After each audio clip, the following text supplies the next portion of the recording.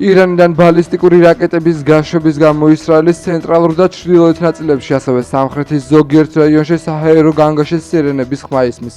ინფორმაცია The Times of Israel ავრცელებს. კიდევ ერთი დღე, კიდევ ერთი დაბომბვა ირანის მხრიდან გავაგზავნებს ჩვენი ხალხის დაცვას. აღნიშნულია ისრაელის თავდაცვის ძალების განცხადებაში. თავდაცვის ძალების ცნობით, ისრაელის საჰაერო თავდაცვა რაკეტების მოსაგერიებლად მუშაობს. ისრაელი და ირანი მეხუთე დღეა ერთმანეთის ტერიტორიების წინააღმდეგ დარტყმებს ახორციელებენ.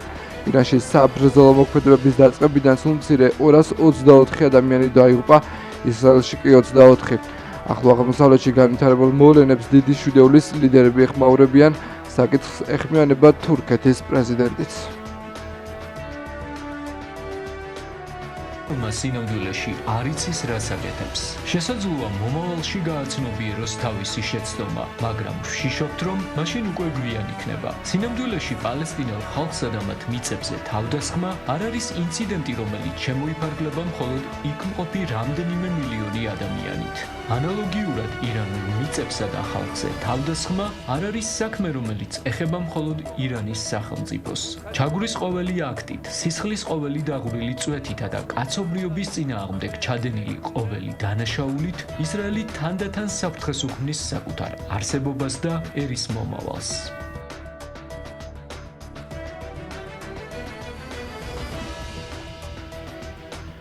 საქართველოს საპარლამენტო დელეგაცია თურქეთში ოფიციალური ვიზიტით იმყოფება. დელეგაციას პარლამენტის თავმჯდომარე შალვა პაპუაშვილი ხელმძღვანელობს. დაგეგმილია შეხვედრები თურქეთის დედაქალაქში. შეხვედრები გაიმართება თურქეთის ეროვნულ მეჯლისში, მათ შორის პარლამენტის თავმჯდომარესთან, საგარეო ურთიერთობათა კომიტეტის თავმჯდომარესა და მეგობრობის ჯგუფთან.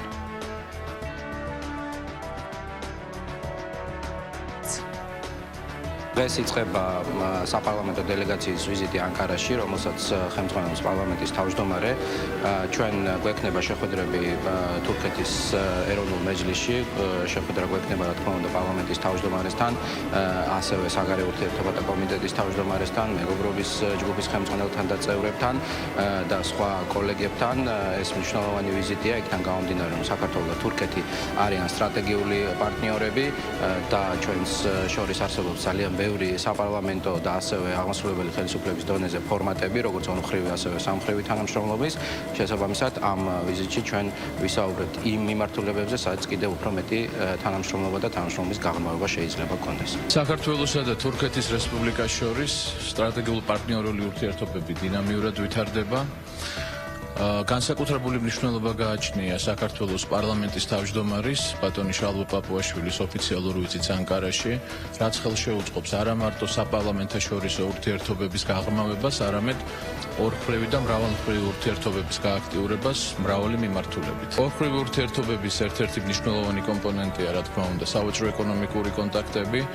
თურქეთთან სავაჭრო ეკონომიკური ბრუნვა აღემატება $3 მილიარდ და ჩვენი ერთობლივი ამბიცია ჩვენ თურქ კოლეგებთან ერთად, რომ ეს მაჩვენებელი გაიზრდება $5 მილიარდ დოლარამდე. არსებობს მთელი რიგი სექტორები ეკონომიკური კუთხით, სადაც არის დიდი პოტენციალი თანამშრომლობის კიდევ უფრო გააქტიურებისა, სატრანსპორტო ინფრასტრუქტურა, ენერგეტიკა, საფინანსო კუთხით, ასე რომ ჩვენ ამ მიმართულებით აქტიურად მუშაობთ ჩვენ თურქ კოლეგებთან. ჩორჩანას ეპიზოდთან დაკავშირებით მიმდინარე გამოძიების ფარგლებში გენერალურ პროკურატურაში გამოკითხვები გრძელდება. საგამოძიებო უწყებაში დღეს დაბარებულები იყვნენ რეგიონული განვითარებისა და ინფრასტრუქტურის ყოფილი მინისტრი მაია ცქიტიშვილი და სოფელ ჩორჩანაში მცხოვრები არჩილ ლომიძე. მანამდე კი სოფელ ჩორჩანაში საგუშაგოს გახსნის საკითხზე პროკურატურაში უკვე გამოკითხეს სუსის ხელმძღვანელის ყოფილი მოადგილე ალექსანდრე ტაბატაძე და მთავრობის ადმინისტრაციის ყოფილი უფროსი კახი კახიშვილი. პარალელურად სოფელ ჩორჩანაში საგუშაგოს გახსნის საკითხთან დაკავშირებით პარლამენტის საგამოძიებო კომისიის ხდომაზე კიდევ ერთხელ დაიბარეს გიორგი გახარია. ჩორჩანას ირგვლივ განვითარებულ მოვლენებს შეფასებები მოჰყვა პოლიტიკურ წრეში. გიორგი გახარიას კომისიაზე მეორე დაიბანებენ, მესამე თუ მეოთხე და ამით ვერავის ვერ შეაშინებენ, იმიტომ რომ გიორგი გახარიას დასამალი არაფერი არ აქვს. და ამაზე ზეგავლენას ასევე ვერ მოახდენს ვერც ერთი მხარე გვერდიდან. რაც შეეხება ჩორჩანას, ჩორჩანა არის ერთადერთი ეპიზოდი საქართველოს ბოლო 30 წლიან ისტორიაში, როდესაც ჩვენმა სახელმწიფომ შეძლო საქართველოს მიწების შენარჩუნება და ოკუპანტისთვის არ გატანება ისე, რომ ამას არ მოყოლია სამხედრო ესკალაცია. ამით თვითონაც ამაყობდნენ ძალიან დიდი ხნის განმავლობაში. ხადია ორი აზრი არსებობს იმასთან დაკავშირებით, რომ ნებისმიერი საკითხი, რომელიც წამოყენებული იქნება იმ ეგრეთ წოდებული კომისიიდან და იმ ეგრეთ წოდებული კომისიის მოსმენებიდან, რომლებსაც ჩვენ უყურებთ და რომლების პირველივე სხდომებზე გაჟღერდა ის, რომ თურმე გიორგი ანწუხელიძე ვიღაცის PR შეეწირა და ასე შემდეგ, ეს ყველაფერი ცხადია იქნება მხოლოდ და მხოლოდ პოლიტიკური მოტივაციით გამსჭვალული და გიორგი ახარესთან დაკავშირებით ამ ეტაპზე ცხადია ეს ყველაფერი მიუთითებს იმაზე, რომ მხოლოდ და მხოლოდ პოლიტიკურ მოტივაციას ატარებს. შედეგები თუ ნავივზეო და შედეგი საკმაოდ მძიმე, მილიონი კვადრატული მეტრის გადაცემა ოკუპანტის ხელში არის რასაკვირველია ის მძიმე შედეგი, რომელიც საქართველოს დაატყდა თავს მას მერე რაც გაუფრთხილებლად და ერთპიროვნული გადაწყვეტილების საფუძველზე იქნება გაკეთებული შინაგან საქმეთა პერიოდის მინისტრის მიერ. საკურველი შედეგები მძიმეა და ამ შედეგების სიმძიმეს ჩვენ ყოველდღიურად გვწვდომს. ამას პასუხი ჭირდება, ანალიზი ჭირდება, რამ გამოიწვია აი ამ პროცესის განვითარება და რა იყო საწყისი, რამ მისცა ესეთი გადაწყვეტილების მიღების რატომ შეიქმნა ასეთი გადაწყვეტილების მიღების წინაპირობა, საიდან იყო კარნახი. ან თუ ეს ერთპიროვნული იყო, რატომ იყო ერთპიროვნული? ზაზა შათილიშვილი განცხადებას ავრცელებს ფილოსოფოსი გლობალური ცვლილებებისა და კორპორატიულ მმართველობაზე წერს. გასულ კვირას გამოვაქვეყნე ვრცელი წერილი, რომელშიც საზოგადოებას არაფორმალური ოლიგარქიული ოჯახების, იგივე გლობალური ომის პარტიის, იგივე Deep State-ის სამომავლო გეგმების შესახებ ვუყვებოდი. საუბარი მქონდა მათი მხრიდან სახელმწიფოების პოლიტიკური მმართველობის გაუქმებასა და მათ მიერ კონტროლირებად ქვეყნებში კორპორაციული მმართველობის დაკანონებაზე. ასევე დეტალურად ავხსენი თუ როგორ მივიდნენ ოლიგარქიული ოჯახები ამ მოცემულობამდე. მათ ჯერ საკუთარი აგენტურის ხელით დაანგრიეს ქვეყნების სუვერენიტეტი და ეკონომიკა, უახლოეს პერიოდში კი თავადვე მკაცრად გმობენ პოლიტიკოსების, პოლიტიკური პარტიებისა და პოლიტიკური სისტემის ფუნქციონირებას. ყველა პრობლემას მათ გადააბრალებენ და საბოლოო ჯამში მათ მიერ ერთპიროვნულად დანიშნულ ადამიანს მოამართინებენ ქვეყნებს. ჩემი წერილის შემდეგ აღნიშნული საკითხი კიდევ უფრო ღრმად გაანალიზა ბატონმა დავით ქართველიშვილმა და ახსნა თუ რა მიზეზშედეგობრივი კავშირი აქვს აგენტურის ხელით ევროპის ქვეყნების სულიერ ეკონომიკურ და ეროვნულ ნგრევას კორპორაციული მმართველობის შემოღებასთან, რაც სწორედ რომ ოლიგარქიული ოჯახების ჰეგემონიის, მათი დიქტატურის ლეგალიზებას ნიშნავს. გასული კვირის განმავლობაში ასევე აქტუალურად ვადევნებდი თვალს ქართულ მედიას, სადაც ჩვენ მიერ გამოქვეყნებული წერილები და ზოგადად ოლიგარქიული ოჯახების იგივე Deep State-ის გეგმა კორპორაციული მმართველობის შემოღების თაობაზე ცლად და ინტენსიურად გაშუქდა. რადგან მიმაჩნია, რომ ქართული საზოგადოება უკვე სწორად და საკმარისად არის ინფორმირებული ოლიგარქიული ოჯახების გეგმების შესახებ, გადაწყვიტა შემდგომი ანალიზი შემოგთავაზოთ კორპორაციულ მმართველობაზე და ზოგადად სახელმწიფოების გაუქმებისა და ერთპიროვნული მმართველობის კონკრეტულად ამ ფორმის მიზნებსა და ამოცანებზე. თავისთავად ცხადია, ზოგადად სწორ და კარგად გამართულ კორპორაციულ მმართველობაში ცუდი და დასაძრახი არაფერია. უფრო მეტიც, ამა თუ იმ კორპორაციის სწორად შერჩეული ერთპიროვნული ლიდერი წარმატების უპირველესი ფორმულაა. Deep State-ის მზაკრული გეგმაც სწორედ ესაა: გაღარიბებული პრობლემებისგან დაღლილი, მიგრაციისგან და ეკონომიკური პრობლემებისგან გაღიზიანებული, კრიმინალისგან შეწუხებული ხალხი მარტივად დაარწმუნონ, რომ პოლიტიკურმა სისტემამ ჩაიდინა ყველა ეს მანკიერება და გამოსავალი სწორედ კორპორაციულ მმართველობაშია. კიდევ ერთხელ მარტივად რომ ავხსნათ, Deep State-ი მისი აგენტურით ხელოვნურად გამოწვეულ ყველა პრობლემას პოლიტიკოსებს გადააბრალებს და თავიანთი მმართველობის ლეგალიზებას მარტივად გაყიდიან სხვადასხვა ქვეყნებში. ზემოთ ჩამოთვლილი აურაცხელი პრობლემებით გაღიზიანებული საზოგადოება კი ცვლილებებს მარტივად მიიღებს. სწორედ აქ დაიწყება ოლიგარქიული ოჯახების დიდი გეგმის ახალი ეტაპი, სრული კონტროლი ხალხზე და მოქალაქეობრივი ეროვნული ფასეულობებისგან შემდგარი საზოგადოებისგან მართული უსამშობლო, უსქესო, უუფლებო მასის მიღება, რომელიც ბრძანებების შესაბამისად მხოლოდ ოლიგარქიული ოჯახების სურვილებს მოემსახურება. დიახ, კორპორაციული მმართველობა, რომელიც მალე დაკანონდება, დაიწყება სავარაუდოდ ევროპის რომელიმე ქვეყნიდან და შემდეგ Deep State-ის მიერ გაკონტროლებულ ყველა ქვეყანას მოედება. აბსოლუტური შირმა და სატყუარაა. რეალურად ამ ფორმით ოლიგარქიული ოჯახები დაიკანონებენ დიქტატურას, რათა შემდგომ უფლება აყრილი ღირსება დაკარგული ხალხის მასა საკუთარი ინტერესების და მოთხოვნილებების მოსამსახურეებად აქციონ. აუცილებლად გაგრძელდება LGBT პროპაგანდა და უკვე ყველა ვხვდებით, რომ ამერიკის შეერთებული შტატების ახალი ადმინისტრაციის საუბრები ხელისუფლები იმის თაობაზე, რომ ისინი აუცილებლად დაამარცხებენ Deep State-ს, შეეწინააღმდეგებიან LGBT პროპაგანდას და დაასრულებენ ხელოვნურ მიგრაციას, ისეთივე შირმა და ფარსია, როგორც Deep State-ის მიერ ხალხისთვის დაჯერება კორპორაციული მმართველობის უალტერნატივობის. სინამდვილეში სწორედ ხალხების კულტურა და აღრევით, LGBT პროპაგანდითა და ეროვნული ფასეულობების წაშლით ცდილობენ ოლიგარქიული ოჯახები ისეთი ხალხის მასის მიღებას, რომელიც ცხოველის დონეზე იქნება დაყვანილი. სწორედ ასეთი ადამიანები სჭირდებათ მათ მოსამსახურეებად, რამე თუ თავს ისინი ღმერთკაცებად, სამყაროს მმართველებად მიიჩნევენ, ყველა სხვა კი მათთვის უნდა იყოს მოსამსახურე პერსონალი, რომელსაც არ ექნება არანაირი ამბიცია, დაკმაყოფილდება ელემენტარული პირობებით და კმაყოფილი იქნება მონობით. ამ ანალიზის დროს აუცილებლად უნდა გავიხსენოთ ჯერ კიდევ 1922 წელს ოდოს ჰაქსლის მიერ გამოცემული წიგნი საოცარი ახალი სამყარო, რომელიც პირდაპირ ოლიგარქიული ოჯახების შეკვეთით არის დაწერილი და სადაც ჰაქსლი დეტალურად აღწერს თუ როგორი უნდა იყოს ახალი ადამიანი. კოლბაში გამოყვანილი უსქესო არსება, რომელსაც არ შეუძლია გამრავნება, არ აქვს ეროვნება და იდენტობა, არ აქვს ფასეულობები და ღირებულებები და არ გააჩნია საჭიროებები, გარდა ცხოველური მოთხოვნილებებისა. დღეს ჩვენ ყველანი ერთად ამ წიგნის მატერიალიზაციას ვადევნებთ თვალს. 1922 წლის შემდეგ ოლიგარქიული ოჯახების რამდენიმე თაობამ მათი გეგმის დიდი ნაწილი სისრულეში მოიყვანა, ხოლო დარჩენილი ამოცანების გადაჭრას სწორედ ახლა ცდილობენ. კიდევ ერთხელ რომ შევაჯამოთ სხვადასხვა ქვეყნისთვის სახელმწიფოებრიობის გაუქმება და კორპორაციული მმართველობის შემოღება არის ამ ქვეყნებისათვის და ხალხისთვის კატასტროფისაკენ გადადგმული მორიგი ნაბიჯი. მართალია ამ ყველაფერს ოლიგარქიული ოჯახები ნაცადი პროპაგანდით ლამაზად შეფუთავენ, მაგრამ კორპორაციული მმართველობა არის მხოლოდ და მხოლოდ შირმა და ფარსი. ამ გადაწყვეტილებით ოლიგარქები მათი ერთპიროვნული მმართველობის დაკანონებას მოახდენენ და კიდევ უფრო გაიმარტივებენ ხალხის მათ მსახურებაში ჩაყენებას. ზემოთ აღვნიშნე, რომ Deep State-ი იგივე არაფორმალური ოლიგარქები არიან, კონკრეტული სახელები და გვარები, კონკრეტული ოჯახები და დინასტიები, რომლებსაც თავი ნახევრად ღმერთებად მიაჩნიათ, ხოლო ჩვენ დანარჩენი ადამიანები მათთვის ეგრეთ წოდებული გოები, ცხოველის დონემდე დასული არსებები ვართ. მოვა დრო და მათ შესახებ დეტალურ ინფორმაციას გამოვაქვეყნებ, დეტალურად ავღწევ საზოგადოებისთვის, რა ძალასთან გვაქვს საქმე, რა არის მათი საბოლოო მიზანი და როგორი ფანატიზმით არის გამსჭვალული მათი გეგმები. თუმცა იქამდე საზოგადოებას ვეტყვი, რომ სანამ ჩვენ ვინარჩუნებთ ეროვნულ იდენტობას, სანამ ჯერ კიდევ ქალი ქალია, ხოლო კაცი კაცი, სანამ გვაქვს რწმენა და მაღალი მატერიალური მიზნები, იქამდე ჩვენი დამარცხება და მათ სამსახურში მონება ჩაყენება ძალიან რთული იქნება ისეთი ძლევამოსილი ოჯახებისთვისაც კი, როგორიც ოლიგარქიული დიქტატორები არიან. სენატორი ჯინ შაჰინი გიორგი ბაჩიაშვილთან დაკავშირებით სოციალურ პლატფორმაზე განცხადებას ავრცელებს. შაჰინი წერს, რომ ბაჩიაშვილის გატაცების შესახებ ცნობები დემოკრატიაზე დარტყმას წარმოადგენს.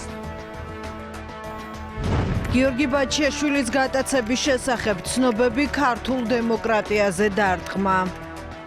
მედი მაკროპარასაშველები ჩვენ გავიგებთ, რამდენი გადაიხადა ბაჩიაშვილმა ამის ლობისტებმა იმისათვის, რომ ის ახლა უკვე ამერიკის დღის წესრიგში დამდგარიყო, თუმცა ის ადამიანები, ვინც მას ლობირებენ, ჰელსინკის კომისია და ის კონგრესმენები, რომლებიც დიდი ხანია ცნობილები არიან ჩვენი ქვეყნის მიმართ უსამართლო დამოკიდებულებით, კიდევ ერთხელ ადასტურებს, რომ ის დამოკიდებულება, რომელიც არის ჩვენს ქვეყანასთან მიმართებაში, დააბრძოლა Deep State-ი ჩვენი ქვეყნის დამოუკიდებლობის და სუვერენიტეტის მიმართ სამწუხაროდ კიდევ უზელდება. ბაჩიაშვილი, რომელიც იცით თქვენ, რომ მილიარდობით ზარალი მიაყენა ბიძინა ივანიშვილს და ის სრულიად სამართლიანად, სამართლებრივად იქნა პასუხისგებაში მიცემული ადამიანი, რომელიც გაიპარა საკუთარი ქვეყნიდან და მერე მადლობა შესაბამის უწყებებს, რომ ის დაპატიმრებული იქნა და წარდგა სამართლებრივების წინაშე. ახლა უკვე გარედან ცდილობს საკუთარი პერსონის ლობირებას, თქვენ იცით, რომ ის ღიად აფინანსებდა რადიკალურ ოპოზიციას, მათ მიერ ქართულად აქციებს და სამწუხაროდ ბაჩიაშვილის ნაირი პიროვნებებს, როგორც ჩანს, არაერთხელ კიდევ შეძლებიან გამოიყენონ ჩვენი ქვეყნის და ხალხის წინააღმდეგ. რომელი მებაირახტრე ბაჩიაშვილი არის ქართული დემოკრატიის, რომ ასე გამოიმწვენდა მეგობარი აქტის მიღებას და რაღაცებს უკავშირდება. ერთი ჩვეულებრივი აგენტია მათი, რომელსაც აკეთებინებდნენ თავის საქმეს და ახლა იცავენ. მაგრამ ეს შეგებულად მაინც გააკეთო. ბაჩიაშვილის დონეზე რო დაეშვება ადამიანი და დემოკრატიის შუქურად წარმოაჩენს და იმის დაცვას დაიწყებს ადამიანი, რომელიც ითვისებდა სხვის მატერიალურ ქონებას და ფინანსებს და ასევე აღწევდა ფულის გათეთრებას, რომელზედაც ქართულმა მართლმსაჯულებამ განაჩენი უკვე დააყენა, ეს უკვე ყველაფრის მანიშნებელია. სამწუხაროა, მაგრამ ფაქტია, რომ ჰელსინკის კომისია გადაიქცა რადიკალების ერთგვარ მხარდამჭერ რუპორად, რომლებიც აბსოლუტურად არ ინტერესდებიან რეალური ინფორმაციით და მხოლოდ ახალისებენ და ცდილობენ რომ ასე ვთქვათ დაასხან წყალი იმ წისქვილზე, რომელიც რადიკალების ასე ვთქვათ დღის წესრიგს ემსახურება. ნულია ფასი იმ განცხადებების, რომელშიც სიმართლეზე არ არის ორიენტირი, რომელშიც არ ხდება იმ სამართლიანობის და იმ რეალობის აღქმა, რომელიც ქვეყანაში არის შექმნილი. საელჩოების იმდროინდელი განცხადებები მწვანე შოქი იყო სააკაშვილის და მისი ხელისუფლებისთვის, რომ მათ ძალადობრივად ემოქმედათ. ამის შესახებ თბილისის საკრებულოს თავმჯდომარე მზურა აბაშიძემ პარლამენტის საგამოძიებო კომისიის ხდომაზე 2009 წლის 15 ივნისის აქციის დარბების შესახებ საუბრისას განაცხადა. მან კომისიის წევრებს ამერიკის შეერთებული შტატებისა და საფრანგეთის საელჩოების იმდროინდელი განცხადებები გააცნო. გარდა ამისა, აბაშიძემ განაცხადა, რომ სააკაშვილის დროს ოპოზიციაში მყოფ რადიკალურად განწყობილ პირებსაც კი არ მოსულიათ თავში აზრად, სადმე შევარდნა და სახელმწიფო შენობების გადაწვა. და არის დაგვეჭირა ახალგაზრდები მარტო არ ყოფილიყო და გამოვარდნეს ხელკეტებით თავს უკან ახლდა პოლიციის უკან ახლდა გამოვიდნენ და თავს დაგვასა და უოწყალოდ დაგვიწყეს ცემა რა ახალგაზრდების და ჩვენი პოლიტიკური ლიდერების. ჩვენი მხრივ ესეთ სერიოზული დაზიანების ნიშნები ვერ აღმოუჩინეთ. ცხვირის ძუნები აქვს დამტვრეული და კამფეშა ჰემატომები და ჰემოსინუსიტები. ეს არის ის მძიმე დღე, როდესაც ჩვენ ყველამ ტელევიზიით ვინც იქ არ ვიყავით, ვიხილეთ თუ როგორ დაგესხათ თავს ხელკეტით შეიარაღებული პოლიციელების ჯგუფი. ნებისმიერი აქცია, რომელსაც ატარებდა იმ პერიოდში ოპოზიცია, ეს იყო დაწყებული ნოემბრამდე, მერეც იგივე აპრილის ეგრეთ წოდებული საკრების ქალაქი ეხსომებათ. 10 სამართალ დარღვევა არ განხორციელებული. მე არ მახსოვს ყოველ შემთხვევაში, რომ ვინმეს კანონი დაერღვია. ეს იყო სრულიად ჩვიდობიანი, იყო აბსოლუტურად თავისუფალი და იყო ორიენტირებული იმაზე, რომ მაქსიმალურად გვემხილებინა როგორც ქვეყნის შიგნით, ისევე ქვეყნის გარეთ ეს სისხლიანი რეჟიმი, რომელსაც ნაციონალური მოძრაობა ერქვა. და ქვია დღესაც სალომე ზურაბიშვილიც მაგ პერიოდში საკმაოდ აქტიური პოლიტიკური ფიგურა იყო სააკაშვილის წინააღმდეგ ბრძოლის ავანგარდში იდგა და მათ ხონდა ერთად ვიყავით ყველანი. დაახლოებით 2 თვის მანძილზე, როდესაც უკვე ეს აქციები მიდიოდა, პარლამენტის შენობა პარალიზებული იყო, იმიტომ რომ აქ არანაირი ხდომები არ ტარდებოდა, იმიტომ რომ იყო აქციები. ეწყობოდა ეგრეთ წოდებული სიცხვილის კორდონი. პარლამენტის თავმჯდომარეში დავით ბაქრაძე იყო და მის მანქანას რაღაც წინაღობა შეუქმნეს ახალგაზრდება და ამას მოყვა ძალიან სერიოზული აღშფოთება, რომ როგორ შეიძლება პარლამენტის თავმჯდომარე პარლამენტის წევრებს არ ატარებენ და ასე შემდეგ. ამერიკის საელჩომ გააკეთა განცხადება და თქვა, რომ ამერიკის შეერთებული შტატები წუხსოვს რაპორტეს, რომ აქციის ზოგიერთი ლიდერმა ადამიანებს და მათ ქონებაზე მიტანილი იერის ხარი დაუჭირა.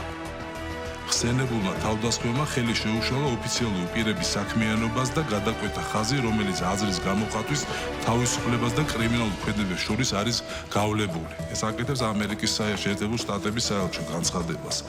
ასევე მავს ხელთ საქართველოს საფრანგეთის ელჩი, რომელიც გახლავთ ბატონი ერიკ ფურნიემ განაცხადა, რომ ხალხის მიერ არჩეული დეპუტატებს ქვები ესროლეს, დემოკრატიას შეურაცხყოფა მიაყენეს, ასევე შეურაცხყოფა მიაყენეს ჩეხეთის რესპუბლიკის ელჩს, რომელიც საქმის გასარკვევად ადგილზე მივიდა.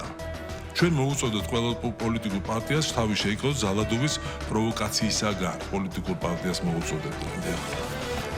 ასევე უნდა ითქვას, რომ აი ესეთი განცხადებები მე ვფიქრობ, იყო უკვე მწვანე შუქი სააკაშვილის რეჟიმისთვის და მისი ხელისუფლებისთვის. სახელზეც ვიცანი, ერთი იყო ახალაიერა, მეორე სანაძე, რომელსაც ჰქონდა ტირისტოფი და ესროდნენ პირდაპირ ახალგაზრდებს.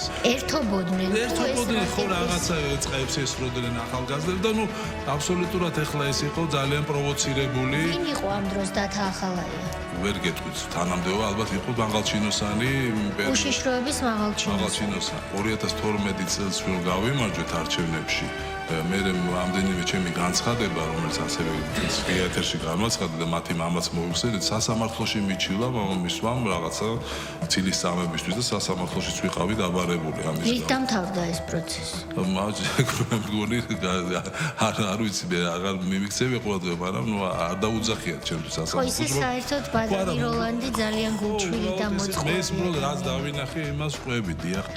ესეთი ბაქრაძის მიმართ ძალადობა და რაიმე განხორციელება მე არ მახსოვს. ახალგაზრდებმა, რომლებიც ებრძოდნენ სააკაშვილის რეჟიმს, ერთადერთი რაც გააკეთეს იყო რომ პარლამენტის თავმჯდომარე მანქანით გამოდიოდა პარლამენტის შენობიდან და მას გზა გადაუღობეს. დიახ, ჩემი ინფორმაცია დიხეს. და თქვენ ჩათვალეთ საჭიროთ რომ სულიყავის ცოტა უფრო მაღლა რუსთაველიდან ზევით და მიიღეთ განმუხტვაში მონაწილეობა როგორც პოლიტიკოსმა. ამის მერე რა ხდება? იგებთ რომ ხდება ამ მივარდნების სახლებში ამ ახალგაზრდებთან და მათი დაკავების ცდილობები. მე მიკავშირდება როგორც მახსოვს დავით გამყრელიძე, მაშინ ახალი მემარჯვენეების პოლიტიკური ლიდერი იყო, თავმჯდომარე ამ პარტიის და მეუბნება რომ აი ჩვენმა ახალგაზრდებმა რომელსაც ესე დაძდევენ და უნდა მივიღეთ გადაწყვეტილება რომ მივიდეს დედაქალაქ თბილისის სამმართველოსთან დიღომში და აბსოლუტურად მშვიდობიანი აქცია გამართონ და თქვა რომ აი ჩვენ აქ ვართ და არსად არ ვიმალებით და თუ რამე კანონი გვაქვს დარღვეული აგერ კი ბატონო მზათა ვარ დაგკითხეთ მეც მივედი იქ დამხდრენ თორეთ მახსოვს და დავით გამყრელიძე და ღალბატონი სალომე ზურაბიშვილი დარბევა უნდა დაიწყოს მე შევშფოთდი და ამდენიმე და მეთქი რასაკეთებთ ეს რა ხდება რას ვაშავებთ და ნუ ამოვიდა უბრალოდ ერთი ხმაგი მომესმა რომ აი აბაშიძეა და ეს აუცილებლად უნდა გაუსწორდეთ ეს და მე უკვე მე გონებას ვკარგავ იმიტომ რომ არა მარტო სახეში ზარაში ვიღებ ამ ძიმე დაზიანებებს ხელკეთით არამედ ნუ სხეულის სხვა მიდამოებში რა ტიპის დაზიანებები მიიღეთ? ცხვირის ძვლების მოტეხილობა, კიდევ კბილები, რომელიც ჩაგიმტვიეს რეალურად, ასე უნდა ითქვას. დაბეჟილობები მრავლობით. თავში გირტყეს, ხო? ტვინი შერყევა გქონდათ. იმიტომ რომ მე თვეზე მეტი ვიყავი სამონტყოფოში რამდენიმე დღე დამტოვეს და მე ვიყავი უკვე სახლის რეჟიმში ვერ ვდგებოდი პრაქტიკულად. დღეს როგორია თქვენი ჯანმრთელობის მდგომარეობა? მას მე მომიწია კიდევ რამდენიმე ოპერაციის გადატანა, იმიტომ რომ მე ძალიან სახეზე მცხვირი ბუნებრივი, იმიტომ რომ ძალიან გამეჭირდა მე რაღაცა სუნთქვა და ასე შემდეგ